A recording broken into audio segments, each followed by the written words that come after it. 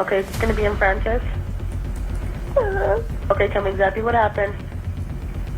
I don't know. I just came in. I was sleeping with my kids. Okay, I can't understand you. I need you to take a deep breath. What's going on? I don't know. I was sleeping in with my kids. I just came in the bed, in our bed, and I turned over, and it's just cold. Hi, I'm Stephanie. And I'm Tally. And this is Murders and Minivans. Okay, I got to be in charge this week, which is like new for me. So I'm really excited and I don't know how to sit comfortably. Okay. It's opposite day. It is opposite day. Because then I was like, do we switch chairs? No. I thought about that too, but It's too much. Yeah. Yeah. I'm comfy here. Yeah, that's your spot. You have your angle Yeah, and you know what to exactly. expect. Yeah. Okay, so I picked this case. I know, Tally even let me choose the case. I couldn't believe it, honestly. I was very surprised. But I picked it because it ticks all the boxes for me. The only thing it was missing is a yoga teacher. So, like, we'll have to sneak a Interesting. yoga teacher in there somewhere. Because you got the author, the mom. Oh, okay. I was like, what boxes does it take? I meant like Stephanie boxes. Okay. I was really concerned. Okay. So there are some cases that grab headlines because they're shocking. And then there are cases that grab headlines because they seem impossible. A grieving widow writes a children's book about loss. That was like an interesting setup Yeah. for the story. She appears on television talking about helping her children navigate the death of their father. And the book becomes a symbol of healing. Then she's arrested for said murder. Today we're talking about Kouri Richins, a Utah mother, real estate investor, children's book author, and, according to a jury, a woman who carefully planned the death of her husband, Eric Richins. Dun, dun, dun. Dun, dun, dun. But before we get into fentanyl, life insurance policies, secret affairs, and one of the most bizarre twists in recent true crime history, we need to understand who these people were. Because this story didn't begin with murder. It began with two people who appeared to be building the American dream. Never the Canadian dream. It's never the Canadian dream. No, that's not really a thing people say. Okay, so who was Kouri Richins? When people hear about Kouri Richins today, they usually picture the polished version. I didn't know about her until about 4 days ago, so I pictured nothing. The successful real estate agent, mother of three, children's book author. But Kouri's story started far from the image she would eventually create. Kouri was born, I had to look this up, like I had to do a deep dive, which was interesting because it wouldn't give me the date of her birth, and I still couldn't find the town she was born in. Oh, wow. You went like into records. I really had to try hard. So she was born April 20th, 1990. Well, that's a tricky one. Technically Taurus. I know, she's on the cusp, which I know because I looked it up too. It's also, though, I know I said I would not talk about anything not No, it's related. But there's no such thing as a cusp. Ooh, okay. So she is. Astrologically. So why is it difficult then? It depends what time of day she was born and where she was born. So, like, in some places of the world, she could be an Aries, Okay. which isn't great for me because No, I'm an Aries. not super. But in some parts of the world, she could be born a Taurus. Okay. But also a lot of Taurus killers. So I think it's a Taurus when I looked it up because she was born in Oklahoma, but I couldn't find the town. But she was born in Okay. Oklahoma. Interesting. Okay. Yeah, it was tricky to find where because over the course of her early childhood, the family was very transient, moving among 17 states. Why were they transient? I don't remember. The dad. So they moved frequently, blah, blah, blah, settling eventually in Utah. The father was an engineer, but when Kouri was young, he served time in prison after a drunk driving accident. So according to a self-written biographical letter by Kouri, her father struggled with severe alcoholism and was involved in a fatal DUI crash that resulted in the death of an innocent woman and injuries to another person. Damn, I did not know that. Oh, good. That makes me so happy. I'm like, what? Holy cow. So she wrote her, so it's a self-autobiographical, like she kind of told her story. Separate claims or rumors within case discussions suggest the incident may have involved hitting a police officer, but public profiles and their own documentation focus heavily on the fatal collision that fractured a family as opposed to speculating That would other be things. incredibly hard to get over as a family unit.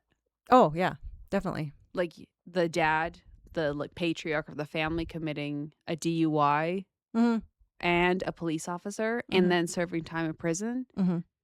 Wow, I wonder like what their life was like before that. Like the before and after, you know? I don't know, because it just says an engineer and then they were transient. So it doesn't really say much more about that. And so as a result, was primarily raised by her mother because the parents eventually divorced. So true crime observers and investigators heavily analyze this family history because it mirrors a broader pattern of trauma and criminal investigations within her immediate family.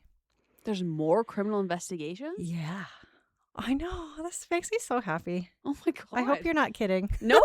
I Good. didn't know any of this. So her mom, Lisa Darden, was also investigated later on by authorities regarding the suspicious 2006 oxycodone overdose death of her female romantic partner, from whose estate Darden financially profited. So her female partner died due to an overdose, and so her mom got the money. Yeah, Kouri would describe her mother as struggling with gambling, addiction, and financial difficulties. Yeah, so not a good start to her childhood.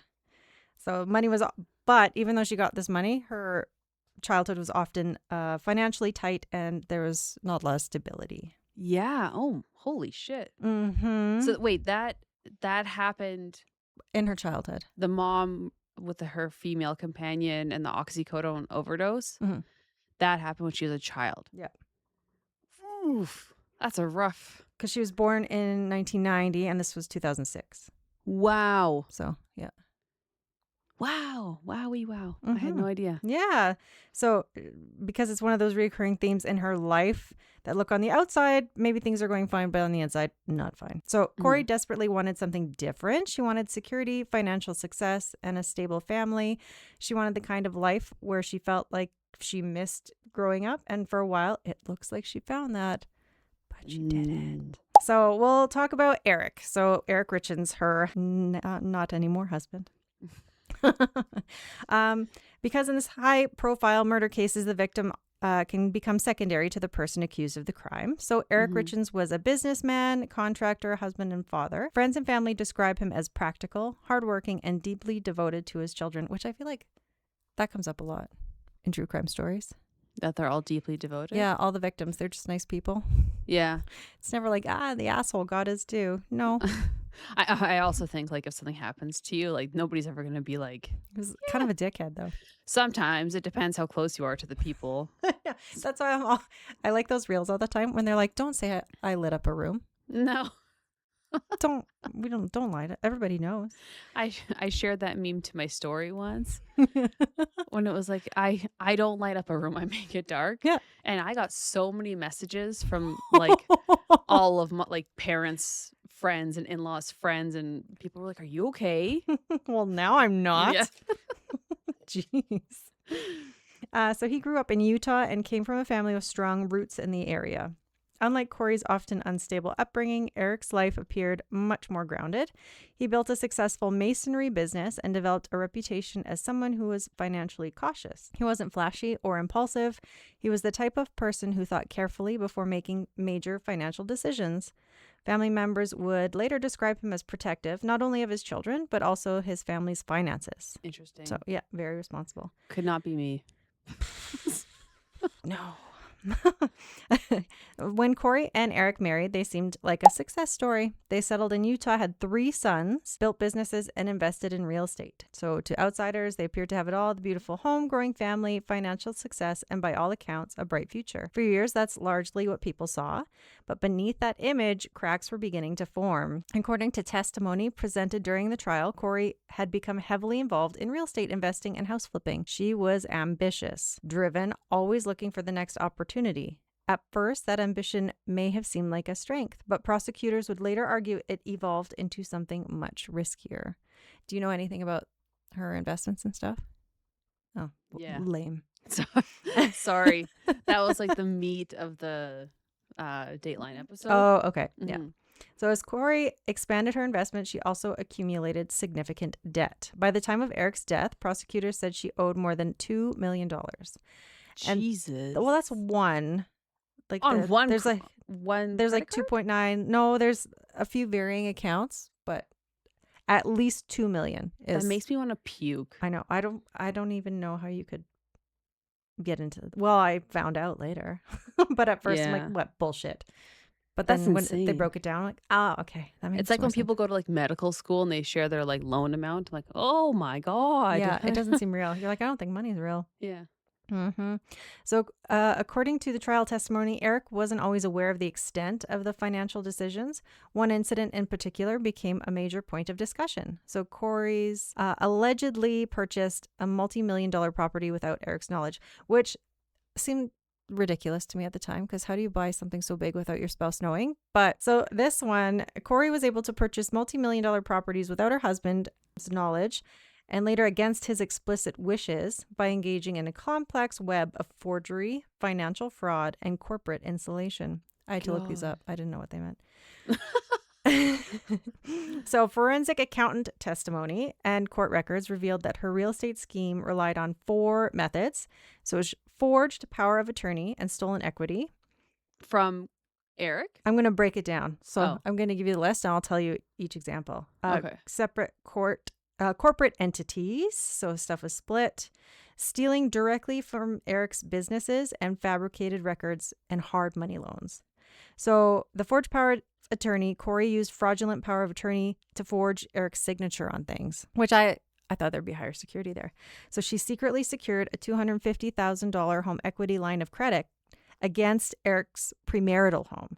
So she withdrew the entire balance to fund her house flipping ventures without his consent by faking his signature. I don't know. Is it like a my husband's in the car, I'll take the paperwork out to him situation and she forges it? We've had to sign documents like that, Mm-hmm. and like we've always need to be there in person. Yeah. But also, I feel like maybe America is like fast and loose with some Maybe. of their rules. Maybe. That's how it happened here. Yeah. So the separate corporate entities. So Kouri operated under her own real estate company, Kouri Richins Realty LLC. By keeping her business accounts legally separate from their shared marital banking, she could move money, sign contracts, and court private investors under the guise of independent real estate agent. Which makes sense because you keep your business stuff separate from your home stuff. Yeah. So that one wasn't as surprising. The forging his signature, more surprising to me. Fabricated records and hard money loans. So to secure funding for massive properties like the $2.9 million Midway mansion, Kouri allegedly falsified financial documents and tax records. She altered financial histories to obtain high-interest hard money loans and mortgages that would not otherwise have been approved. Because these were commercial business loans tied to her LLC rather than personal residential mortgage, they did not require Eric's signature or credit profile. I've never wanted something so badly to No. like jump through all of these hoops. No. At any point, I'd be like, not worth it. No. Every step of the way. I don't know if that speaks to my laziness or That's how Brian knows it will never, it'll never steal happen. money. Yeah. And then stealing directly from Eric's businesses. So prosecutors presented evidence that Kouri systematically siphoned money directly from Eric's successful stonemasonry business, C&E Stonemasonry. She siphoned bank accounts and pocketed unauthorized paychecks to keep her deeply debt-ridden real estate empire afloat. By the time of Eric's death, Kouri's business was collapsing under more than $7.5 million of debt.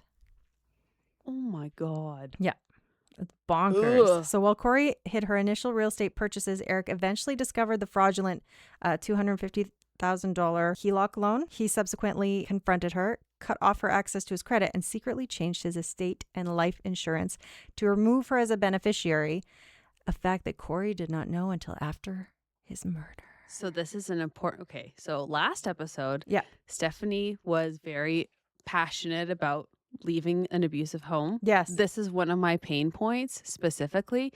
If you change your will, especially to somebody that is not your partner, you tell your partner, because there are people like we've covered Mm-hmm. and we're covering, there are people that Kill for that money.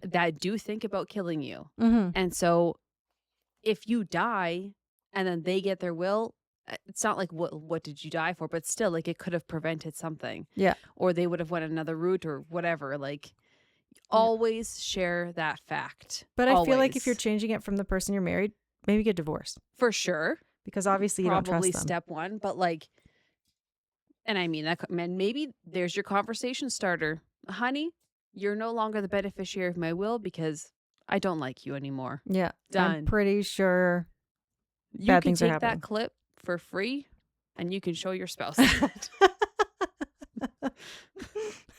It's a service that we offer. So this is where the case like it adds another layer, I thought, was all these crazy money things. Because we often hear about motive after murder has happened. We hear about money, affairs, life insurance, but we rarely stop to ask what was actually happening inside the relationship before anyone died. Were they simply a couple going through financial stress? Was the marriage falling apart? So we already see a few of these things, and then we'll talk about a few more. Like I ask these questions all the time. Do you? I want to know what's going on in the relationship immediately. Oh, okay. I don't unless I see like domestics. Oh, if I see like yeah, a domestic, I'm like, what's going on there? Yeah. Anytime. That's the only time I'm nosy, I think. I would say I'm nosy anytime, not all of the time. You're more interested than I am in stuff. Oh, for sure. Yeah. Yes. That's where we balance. I can tell out, when I feel. tell you housewife stuff. hot gossip. I'm like, oh, she doesn't care. I'll listen politely though. Yeah. That's great. I'll try to be supportive in that way. You sure, tell me.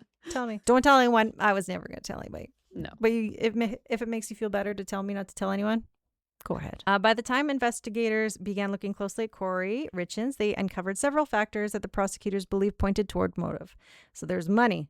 A lot of money. She was carrying more than $2 million in debt, and at the same time, investigators discovered multiple life insurance policies. Combined, these policies could have resulted in payouts totaling roughly $2 million. Then there was the other complication, because during the trial, prosecutors alleged that Kouri was involved in an extramarital relationship with a man named Josh Grossman. I actually watched his court interview. Oh, thank God, because I was going to talk about that. That was sad. Very uncomfortable. It was very sad. Yeah. So Robert Josh Grossman was Kouri Richins' secret boyfriend and business associate who served as a central witness for the prosecution during her March 2026 murder trial. They met. Originally, Grossman was a veteran of the United States military who was deployed overseas and served in the Iraq War. I think American military and army is a little particular because you can't always find out what position they held. So they just... Oh, really? Yeah, they just described it as during his combat deployment, Grossman, his experience is described as high-stress tactical environments. I could tell, and again, I'm not a mental health professional at all, but watching him on the court stand, I was thinking about like maybe there's some sort of PTSD. Yeah, that hurt my heart. Yeah, again, I'm not like diagnosing, nobody get mad. It was just my observation. Oh, yeah. Yeah. Yeah, he's killed people. Grossman met Kouri in South Carolina after responding to a help wanted ad for a house she was flipping. He moved to Utah to work on houses for her real estate business, K. Richins Realty LLC. Their relationship turned romantic around early 2020.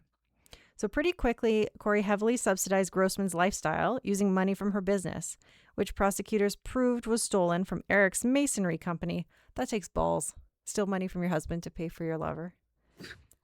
Good one. That is crazy. Yeah. She let Grossman live rent-free in her flip houses, bought him 2 trucks, and gave him cash whenever he asked. 2 trucks. Yeah.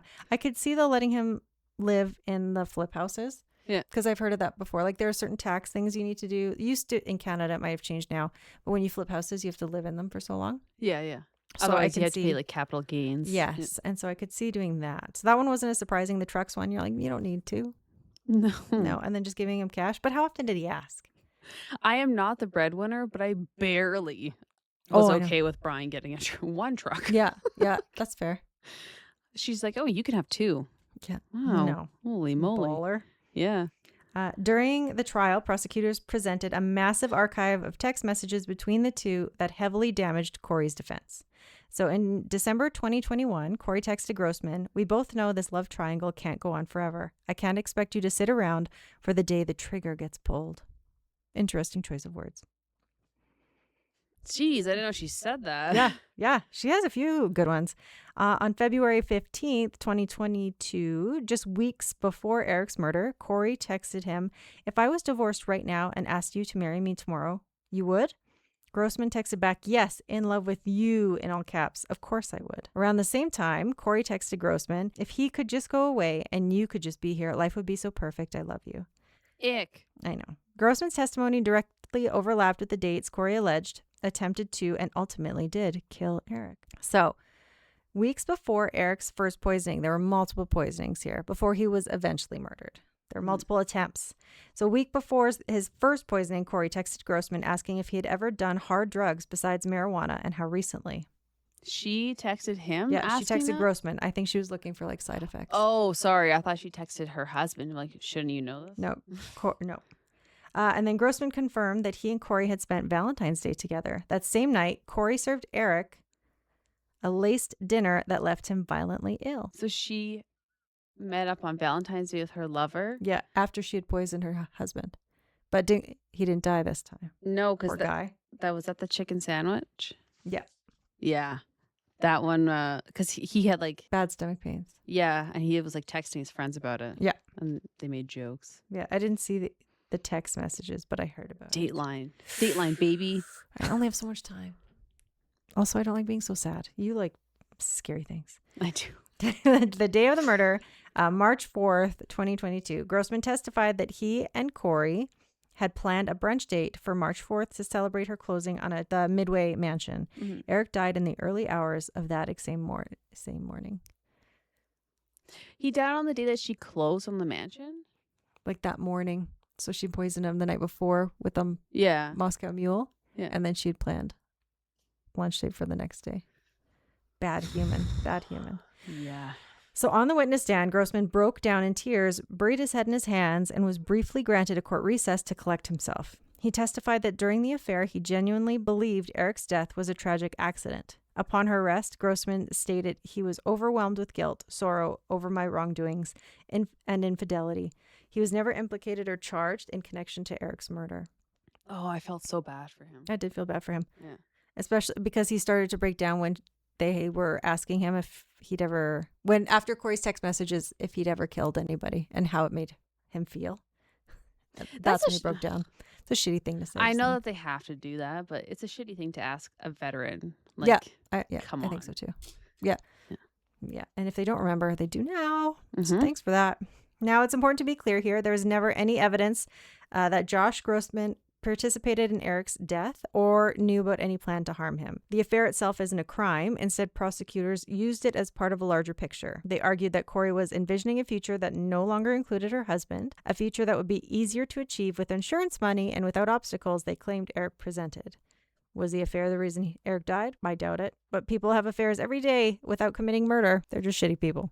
Yes, I mean, all shitty people, but like, oh, for the love of God, just get a divorce. I know. But it was interesting. According to testimony, Eric himself had started to suspect that something was terribly wrong, which, like, obviously, because you changed your life insurance policy. Yeah. Yeah. And you're sick sometimes after your wife feeds you. One of the most haunting details to emerge during the trial wasn't a text message. It wasn't the financial documents, or it wasn't even the fentanyl. It was something Eric Richins reportedly told people before he died. So according to testimony presented at trial, Eric had confided in friends and family that he feared his wife was trying to poison him. Then stop eating what she gives you. But again, I think it's like, I would never think that my spouse is poisoning me. And so, like, there could be, maybe, I'm not saying that anything will happen, but like, what if people, like, we're talking on a podcast and they're like, she's so stupid. How did she not know that she was being poisoned? Because, like, I would never think that, you know? Well, now I'm going to. Yeah, now I do. Yeah, like Neil accidentally once lactosed me. Yeah. And you're like, well, Maybe that was was this it. on purpose? Maybe that was it. See, I would never think that. And then if I was thinking that, like, oh my God, you're crazy. Like, you know, like, no, you're consuming too much true crime. Like, I would talk myself out of it very easily. Yeah. Because it's so crazy. Like, it's just. Or is it? To me, it is. Now, yeah. Being on a true crime podcast really changes things. Mm-hmm. After all, most people don't immediately assume attempted murder when they become ill. But prosecutors argued those fears weren't irrational because around the same time, Eric Richins completely changed his estate plan. So after discovering that Kouri had fraudulently taken out the home equity loan and withdrawn large sums of money, that's when he secretly created the Eric Richins Living Trust. In late 2020, he placed his estate under the control of his sister, Katie, to ensure Kouri would not get his assets and that the children would be protected. Mm-hmm. So again, maybe get divorced. Yeah. In Dateline, they interviewed the brother. Mm-hmm. I don't know if you bring this up, so if you do. No, we Okay. don't talk about the brother. They interviewed Kouri's brother, Mm-hmm. and he was there when she was approached with, like, the sister comes, and she's basically like, hey, actually, you don't own this house. Oof. And it's like they get into an altercation and he has to be in the middle of it. Mm, So it's very it's uncomfortable. uncomfortable. Yeah. Ooh, yuck, that sucks. So specifically, he cut out Kouri entirely, leaving assets in trust managed by his sister for the primary benefit of his 3 sons. And then life insurance, he removed Kouri as the beneficiary of his $500,000 personal life insurance policy, shifting it to his trust. So he kept these changes hidden from Kouri, and she only discovered she had been completely cut out of everything after his death. Not a great way to find that out, but she was also poisoning him. Yeah. So tough call. Just weeks before Eric died, prosecutors say there was an earlier attempt, so the Valentine's Day 2022. According to the prosecution, Kouri had prepared Eric a sandwich containing fentanyl. Instead of killing him, the dose allegedly caused a severe medical reaction. He became violently ill but survived, and at the time, no one recognized it as a poisoning attempt, as you said. So, because why would you, I guess? It could be food poisoning. Maybe they're just bad at cooking. So years later, they convicted Kouri of an attempted murder after that incident. So one of the most unsettling aspects of many poison cases is how ordinary the act itself appears. A sandwich, a drink, a meal prepared by someone you trust. Unlike many violent crimes, poison often hides behind everyday routines, as we know. And that's part of what makes the case so disturbing. So March 3rd, 2022, the night Eric Richins died. According to prosecutors, the couple had spent the day together. That evening, Kouri prepared Eric a Moscow Mule cocktail, which, like, fuck you. Those are delicious. They're so good. I was pissed. Yeah. The drunk was supposedly a celebration, a small moment shared between husband and wife. At the same point, after consuming the drink, Eric went to bed and he never woke up. So when first responders arrived, he was dead. It was game over. The autopsy would reveal an astonishing amount of fentanyl in his system, approximately 5 times the lethal dose.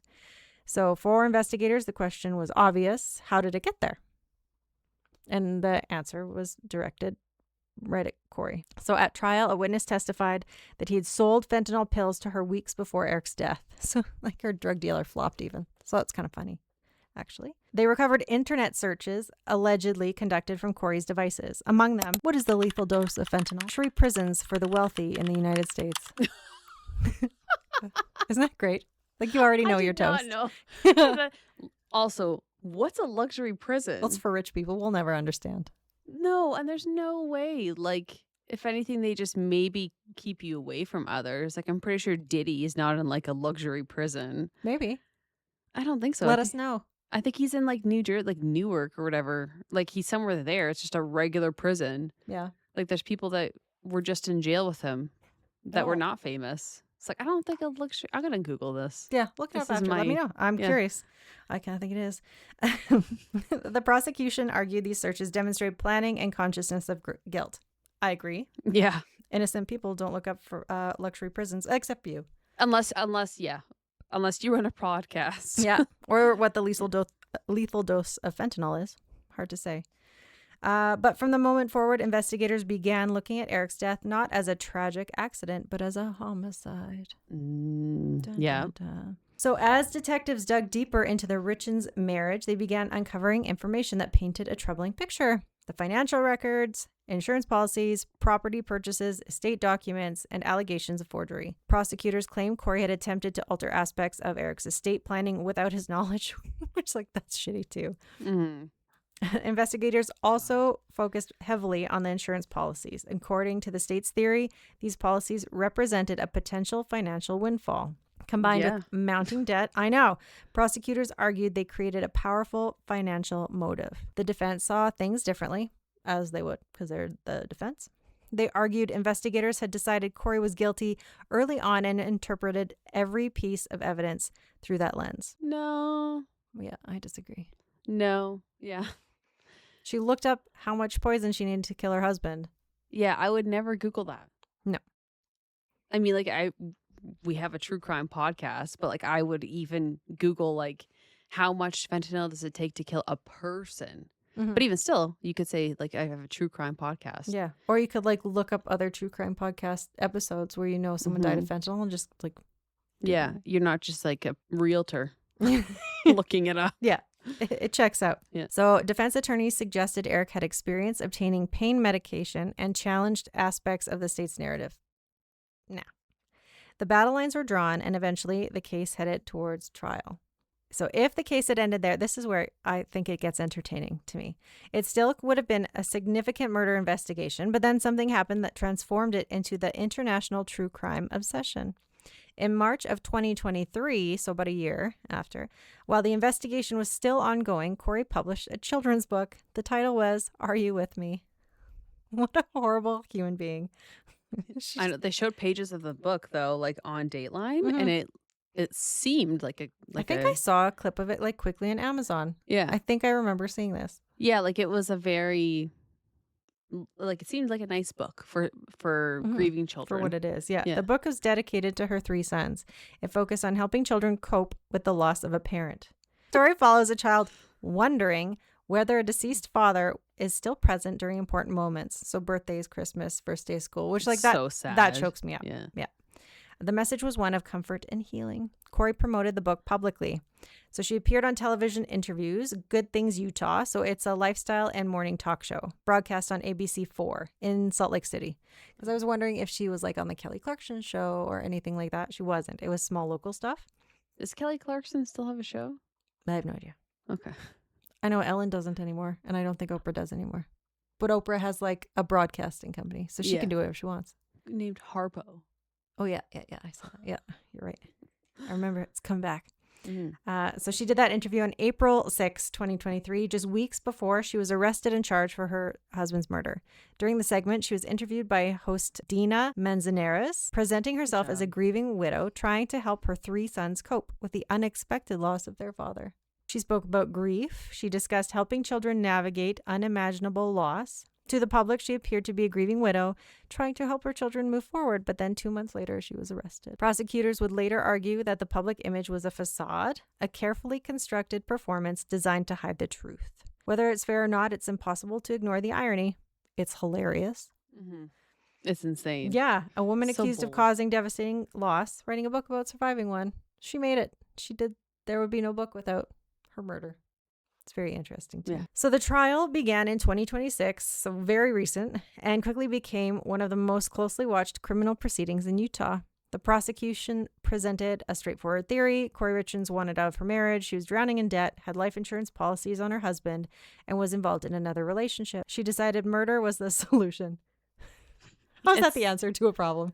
I don't know. And also, if you're Googling luxury prisons, Yeah. like you're aware of the risk. Yeah, you know what could happen. Yeah. That's insane. I want to know how much a luxury prison costs. Yeah. And also, if you're there for life, and then if you can't pay your bill, Do they kick you out and Yeah. then like put you in a Back in real the public prison? system. Yeah. That is funny. If there's luxury prisons, I'm going to be pissed. Probably. I are. will be very angry. Over several weeks, jurors heard testimony regarding the fentanyl purchase, Valentine's Day poisoning, financial records, insurance policies, internet searches, estate documents, and Eric's reported fears that he was being poisoned. One of the most memorable moments came when prosecutor Brad Bloodworth discussed Kouri's 911 call. Referring to the defense's portrayal of Kouri as a devastated wife, he told jurors, "This is not the sound of a wife becoming a widow. This is the sound of a wife becoming a black widow." Oh, That's funny. That's dramatic. really good. Yeah. The defense pushed back aggressively, as they should. Attorney Wendy Lewis argued that prosecutors were forcing every fact into a narrative. As she put it, if you're looking for a witch, you'll find one. But if you look at the same facts differently, you might see a widow. Notably, the defense did not call any witnesses. What witnesses are there to call? Yeah, how can you? It's a 911 thing. Yeah. The case ultimately rested on whether jurors found the prosecution's circumstantial and forensic evidence convincing. On March 2026, the jury reached its decision. Aggravated murder, guilty. Attempted murder, guilty. Fraud, guilty. And forgery, guilty. The verdict represented a complete victory for the prosecution. For Eric's family, it was validation. After years of investigation and uncertainty, they believed justice had finally been served. Family members described feelings of relief and closure, not because Eric could be brought back, but because they believed the truth had finally been acknowledged. Which, I don't feel like there's any negotiating out of there. There was nobody else to do it. No. And also, fentanyl, did you not think that they were going to go and do an autopsy? Yeah. Because he was just found dead on a couch. Yeah. And he was seemingly healthy. There was nothing else. Mm-hmm. Huh. And she probably poisoned him a few times before then. So there's Yeah. a history already. Yeah. People are funny. Yeah. Sentencing, least. yeah, sentencing came 2 months later on May 13th, 2026, which is kind of devastating because it would have been Eric Richins' 44th birthday. Mm. That's kind of sad. Yeah. That's crazy. Judge Richard Mrazek addressed the court before imposing sentence. His conclusion was direct, which it's a bit blunt. A person convicted of these crimes, he said, was simply too dangerous to ever be free. The sentence was life imprisonment without the possibility of parole. Kouri continued to maintain her innocence. How? I think she's going to for a long time. I don't think she'll ever admit innocence Yeah. or guilt. Yeah. She spoke directly to her 3 sons. She pleaded, which, rude. Yeah. Leave your babies out of it. Mm-hmm. She pleaded with them not to give up on her. Give up on her. Yes. She's 100%. just ruining your life. Mm-hmm. Meanwhile, victim impact statements describe the profound trauma left behind. The children had lost their father, and now effectively they had lost their mother as well. So sad. Oh, the balls on this woman. Yeah. So why does this story fascinate people? Because it's about more than murder. It's about image, perfection, perception, and it's about the stories people tell others and the stories they tell themselves. Because I don't know what story she tells herself to justify. I think that she believes in her own lie. Yeah, just like some of the others we've covered. Yeah, for sure. Like, I truly think that she tells herself that she didn't do this. Yeah, or she's innocent. Yeah. And she just wanted a divorce. It's not bad to want out. No, I think I can't diagnose people and I'm not, but I think she's a narcissist. Yeah, I think she's kind of a crazy Big time. person. Yeah, she's a bad human. A devoted mother, a successful businesswoman, a grieving widow, a children's author, and a murder suspect is how she thinks she's perceived. It's like her Instagram bio. But eventually she's a convicted killer. So some cases hinge on a single dramatic piece of evidence. This one didn't. A plethora of evidence, if you will. So many. The internet searches, witness testimony, prior poisoning attempts, affair, insurance, debt. There's a list. And they asked jurors to look at the picture those pieces created. The jury believed that the picture pointed to murder. I concur. Kouri's attorneys continue to challenge that conclusion through the appeals process, but for now, the verdict stands. And perhaps the most tragic reality is, at the center of all the headlines, television interviews, courtroom arguments, and true crime discussions are 3 boys who lost their father. Mm-hmm. And their mom. It's so sad. Yeah, she did that to herself. Yes. It's very sad for the children. Yeah. So the same children whose grief became the subject of a book that now exists and is one of the most unsettling footnotes in modern true crime. Yeah. It's a crazy case. I thought it was interesting. Yeah. There was an email that was sent to the Today Show, Mm-hmm. whatever, Good Morning Utah. Mm-hmm. They sent it to her and they just said, the story that you just did, she's actually suspected of murdering her husband. Mm-hmm. Or they said it's homicide. They interviewed the newscaster lady on Dateline Mm-hmm. and she was like, what? Oh. Because they have to check their emails and stuff. And she got that. And then I think she ended up contacting police. Mm-hmm. But holy shit. They also interviewed in the Dateline this older woman that, because Kouri used to work at Home Depot Oh, okay. in Utah. And she is a very pretty woman. Yeah. And Yeah, I saw. yeah, especially I think probably when she was younger. And she would always have these guys kind of come to her till and make her feel uncomfortable, I guess. Oh, okay. And so this older woman kind of took on a motherly role for Mhm. her and said she kind of shooed these guys away. But then Eric started to come to that Home Depot Mm-hmm. and then he started to pay more attention to her and only go to her till. And then she was like, oh, I really like him. Aw. And then they ended up getting pregnant first. And then it kind of Yeah. it progressed quite fast. Yeah, they're pregnant with their second at their wedding. it Yeah. said. Yeah. Well, It's a psychotic case. It was interesting in how crazy she must be to think all that's okay. Even to write the book. How did you get the idea even? I don't know. I'm going to make more money off my late husband. How? There was just so much going on. There's no way that she could even be innocent. You just have too much going on. You have your affair. Mhm. You have this crippling, insane debt. You have all of these financial lies that you've lied to your husband about. Mm-hmm. All of these things that you're hiding. My flabbers were gasted because her mom was convicted of poisoning Yeah. someone. Her ex-partner, Yeah. the female ex-partner. And now she does the exact same thing. I know. So that's funny. So your mom didn't get away with it. You'll do a better job? I'm that dynamic. I need a psychologist in here right now because I need somebody to like explain that dynamic to me. Like you killed your spouse the same way that your mom allegedly Mhm. question mark Yeah. killed her spouse. Like, Mine is the reasonable doubt. So if you didn't murder your husband, mhm. who did? Yeah, because there's no other suspect. You're saying There's that he nobody else. suddenly developed a fentanyl addiction that you knew nothing about. Mm-hmm. And he liked to sprinkle it in his Moscow Mules. Yeah, fentanyl's Cool. also sour. Oh, so it wouldn't go with ginger. Yeah. Don't give people tips. But like, I don't know how she hid it because No. that was like also talked about in Dateline. I don't know that from experience or anything. It's just like it was on the Dateline. They were talking about how sour fentanyl is. I have no idea. So you could like theoretically taste it, Mm-hmm. but then, yeah. But why would you ever suspect it? Maybe it was just a different brand of ginger beer or something. Yeah. Or you added an extra shot of something. Like it's hard to. Oh, I just can't imagine like spending a night at home with my husband. Your marriage is already pretty rocky. And then you're like, I'll give him his fentanyl tonight. Yeah. The sandwich didn't work. I'll try again. Yeah. And his drink.